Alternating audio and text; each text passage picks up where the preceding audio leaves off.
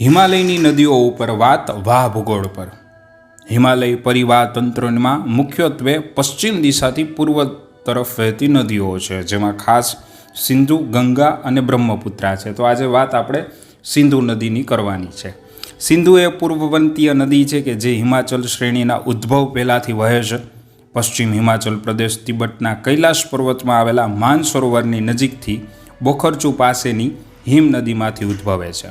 Ladakh Tibet ક્ષેત્રમાં સિંઘખ્યાન સિંધુ નદીને કે શેરમુખ તરીકે પણ ઓળખવામાં આવે છે. એ વિસ્તારમાં સિંધુ નદીને.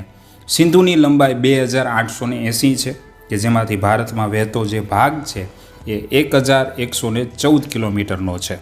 જમ્મુ કાશ્મીરના લદ્દાખ અને જાસ્કર શ્રેણી પાસે ઉત્તર પશ્ચિમ દિશામાં વળીને ભારતમાં ડમચોક પાસેથી પ્રવેશ કરે છે. સિંધુ નદી ભારતના લદ્દાખ લેહ જિલ્લામાં થઈને વહે છે અને ત્યારબાદ ભારતનો પાડોશી દેશ પાકિસ્તાનમાં પ્રવેશ કરે છે. સિંધુ નદી 5 સહાયક નદી છે કે જેમાં સતલુંજ, બિયાસ, રાવી, ચિનાબ અને ઝેલમ છે, જેના આધારે પંજાબ રાજ્યની રચના છે. ધોરણ 9ના સામાજિક વિજ્ઞાનની અંદર પણ જળ પરિવહનવાળા પાઠમાં તમને નદીતંત્ર વિશેની પ્રાથમિક માહિતીઓ આપેલી છે.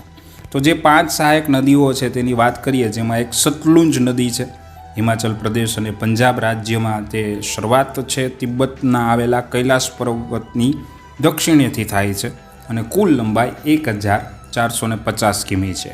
ભાખરા નાગલ પરિયોજના છે કે ઇન્દિરા ગાંધી નહેર યોજના છે, આ બધી સતલુજ નદી સાથે સંકળાયેલી છે. બિયાસ નદી છે તે રોહતાંગ ઘાટની દક્ષિણમાં જે કુલુની ખીણ છે તેના રોહતાંગ ઘાટ પાસેથી બિયાસ નદી છે એ નીકળે છે. બિયાસ નદીની જે કુલ કિલોમીટર છે એ 615 કિલોમીટર છે અને હિમાચલ પ્રદેશ રાજ્યનું જે કુલ્લુ મંડી કે જ્યાંથી અભિનેત્રી કંગના સાંસદ સભ્યની ચૂંટણી લોકસભાની વર્ષ 2024ની લડે છે અને કાગડા જિલ્લામાં થઈને કપૂરથલા નજીકના હેરિકેક નામના સ્થળ પર સતલુજ નદી છે એ સિંધુને મળતી હોય છે. ત્રીજી જે સહાયક નદી છે એ ઝેલમ નદી છે, જે પીર પંજાલ શ્રેણીમાંથી છે એ વહે છે.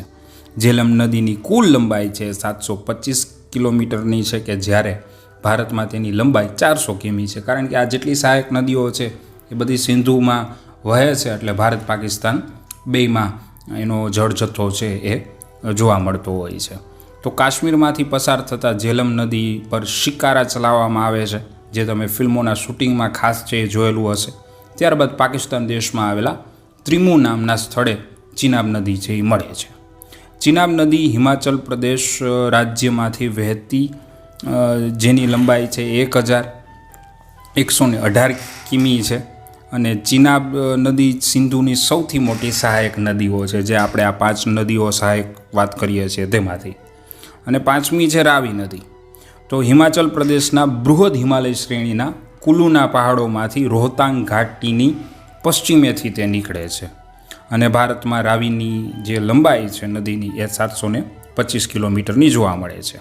તો સિંધુ નદીનો એક ખાસ કરાર છે એ વારંવાર ન્યૂઝમાં છે જોવા મળતો હોય છે કે જેમાં ભારત પાકિસ્તાન વચ્ચે પાણી વહેંચણી બાબતે મધ્યસ્થતા છે એ વિશ્વ બેંકે કરેલી હોય છે. તો એ એક ખાસ છે.